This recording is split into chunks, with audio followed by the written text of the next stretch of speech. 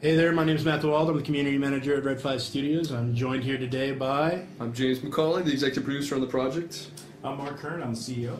And I'm Scott Youngblood, lead designer.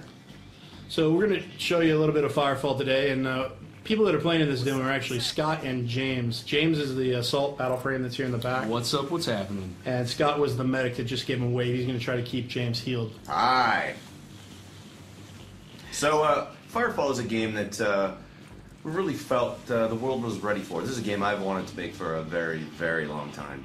Yeah, me too. I really wanted to take the action-oriented, combat and really meld it with a couple of the elements from MMOs and other genres. Yeah, so first and foremost, we're a team-based action shooter, and we wanted to make sure that we had a kick-ass shooter before we added anything else to it. So what we're showing you off at PAX and what we're showing off in this demo right now is just a small example of the cooperative open world campaign that we've created.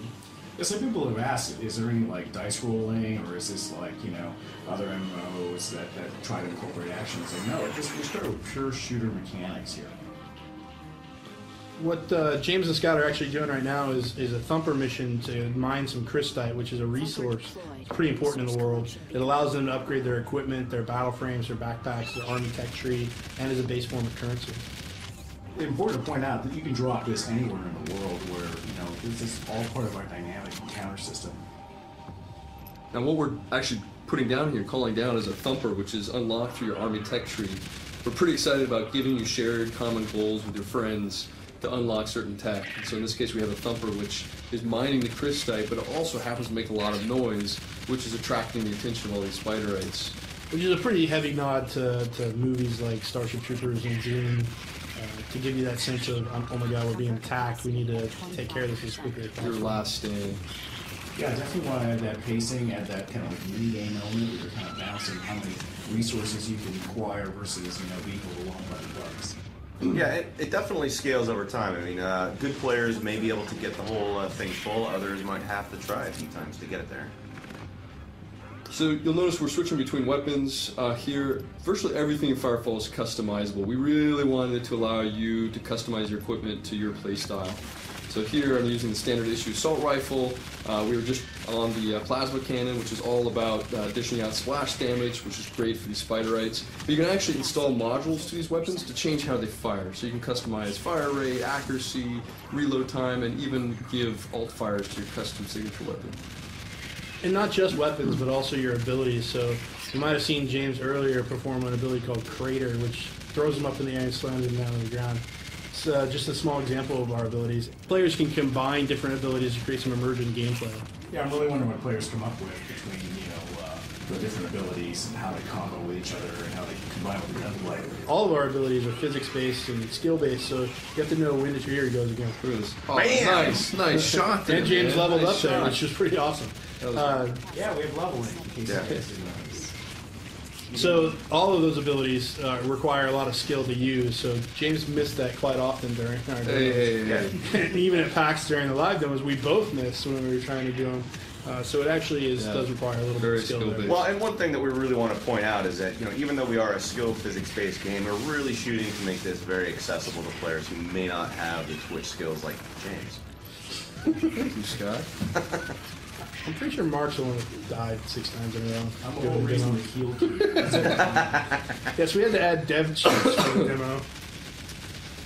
So you'll also notice that we've been switching between first and third person perspective. This was something that we heavily debated internally for a while, whether we were a first person shooter or a third person shooter. Ultimately we decided that there are opportunities to use both situationally, and so depending on what weapon you have, what enemies you're up against, that there are times when you'll want to switch. So I like how our sheer inability to decide actually resulted in a cool feeling. Yeah, it's a bonus for the player. So once you've collected all these resources, you can upgrade not just your weapons, not your battle frame, not just your backpack, but you'll also be able to get a really slamming mustache. But you gotta earn it, man. You gotta unlock that. That's a heavy duty unlock. That's like killing the boss creatures right there. So James just picked up a backpack, and he's going to hop on this dropship to fly to a nearby city in order to equip that. Now, when we're flying over, we really wanted to show off that we have an open world that is actually lush and dynamic and has various things going on. Now, a lot of people thought that the guys below us, traveling with us and fighting at the Thunder were bots, but they're actually very offended because they had practiced so Steven much. and Brian, and they practice a lot, and they just want you guys to know that they're human beings. Yeah, this is a large-scale game. You'll be sharing the space with hundreds of players. And for PAX, I really tried to convince Matt to let me put 2 more computers in the closet at the booth, but he said no to that one. It was a tiny closet. Yeah, I guess at the end of the day, it was, they would not have fit. it was pretty So that's tiny. just sad.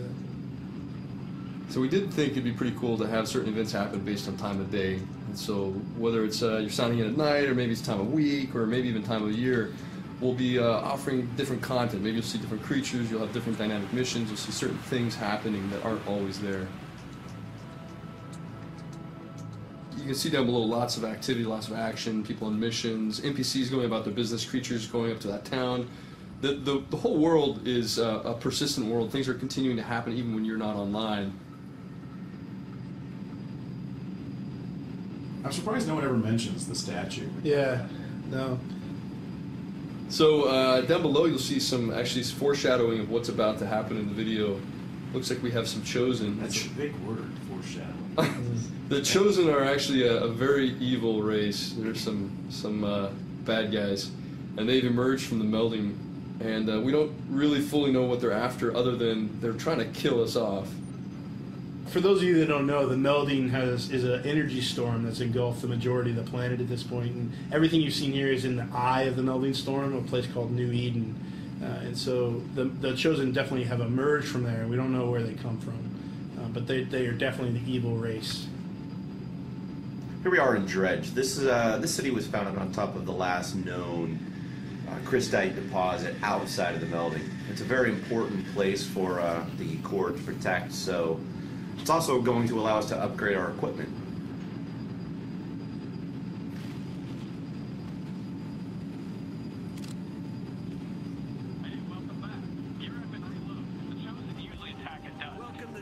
Yeah, this is one of our hubs, right? We wanted to take the social aspect of some of these other games and integrate them into shooters. Place to meet up with other players, get on missions together, join armies, tech up, buy, sell, trade, all that sort of stuff. Have a wiki whacker.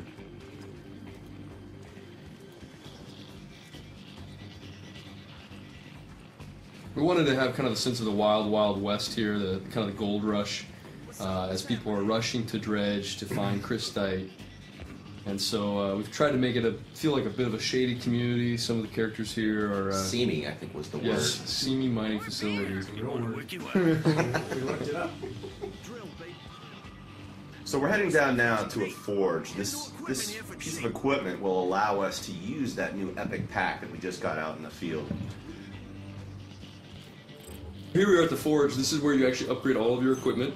We're going to go ahead and install this new backpack that we got down on the beach. Now the backpack actually powers all of your abilities and even some of your weapons. So in this case we've just been given a new ability called Shockwave, which we'll get to see here shortly.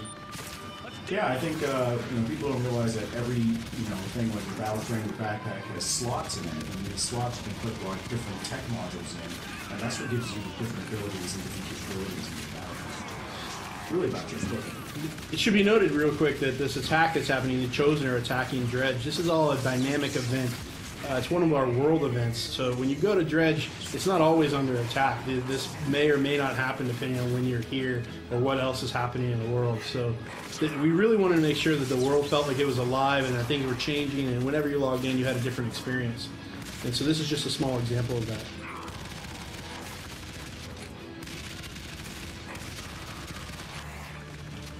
So we also worked with the Chosen, speaking of iteration design. Originally the Chosen were a lot smaller than they are here. And we felt that they didn't feel very imposing when you were attacking. So it's really important to increase their size, make them more visible, make them feel more threatening. Enough about the Chosen. What's that guy up there, man? So that's an example of our melding titan, or a melding titan, that's attacking Dredge. It's a pretty powerful creature.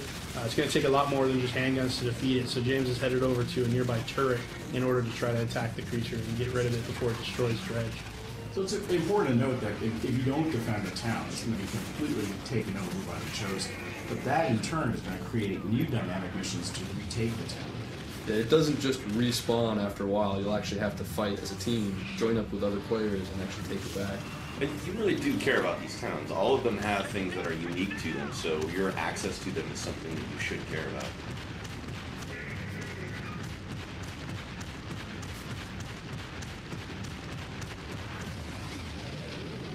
That's Firefall for you. We're really excited about it, and we're going to release it at the end of 2011 online for download and play for absolutely free. Feel free to join us on our forums at firefallthegame.com. We hope you enjoyed the game. Thank you. Oh, yeah. Nerd.